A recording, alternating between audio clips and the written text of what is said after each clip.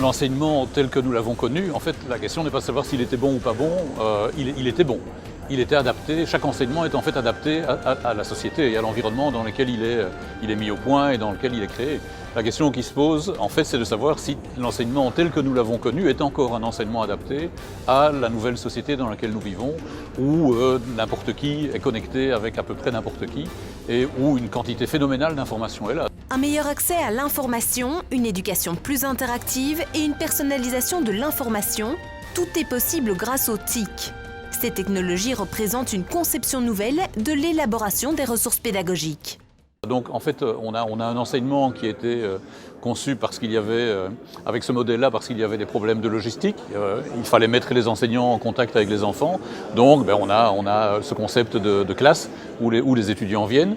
On a l'enseignement qui a démarré dans un monde où les enfants étaient ignorants parce qu'ils n'avaient accès à rien. Maintenant, en fait, les enfants très tôt ont accès à Internet et ne sont plus ignorants.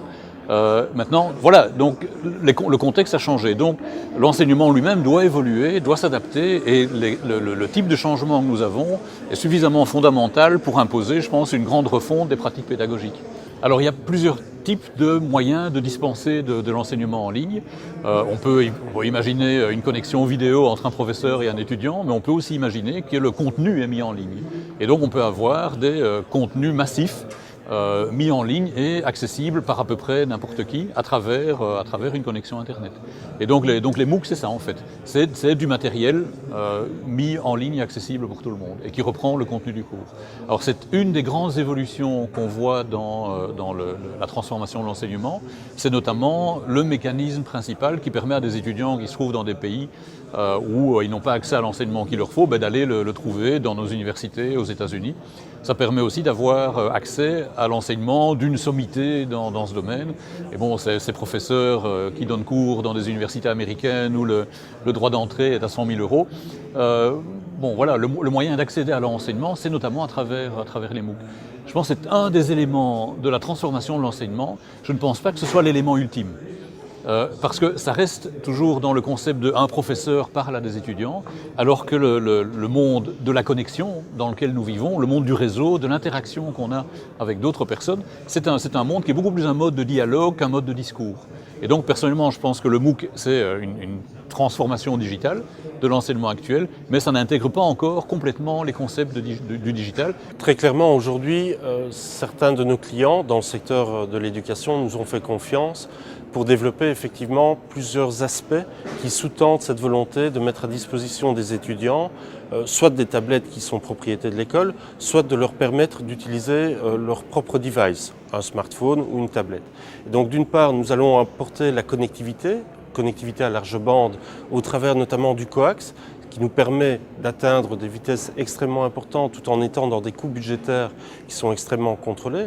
D'autre part, il est important d'équiper les écoles avec un Wi-Fi performant, Wi-Fi sur lequel on apporte une couche de sécurité mais qui permet aux élèves de se connecter et d'accéder à une plateforme commune sur laquelle on peut créer une dynamique intéressante avec le corps professoral, notamment l'accès à du contenu, notamment le vote en ligne, notamment des interrogations en ligne, toute une série de méthodes pédagogiques qui sont fondamentalement différentes.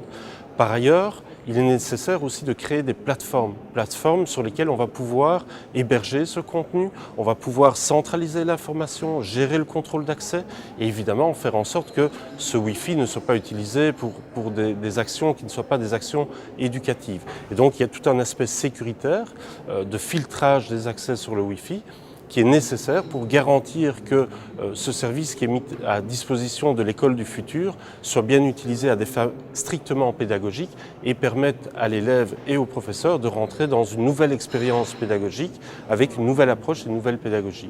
Il y a d'autres partenaires qui développent des couches applicatives, donc des logiciels ou du matériel interactif. Je pense à des tableaux par exemple qui sont totalement interactifs par rapport à un contenu qui est déjà hébergé sur une plateforme. Donc ça permet vraiment de rentrer dans une nouvelle philosophie pédagogique. Je vois l'enseignement comme quelque chose à l'heure actuelle de très normatif, de très cloisonné. Les heures de cours ont 50 minutes, on a cours de maths ou on a cours d'histoire.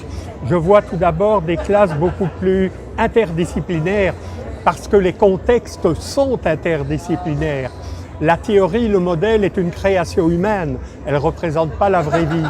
Et donc je vois finalement une classe qui sera beaucoup plus en interaction avec le village, la ville, la communauté, la planète.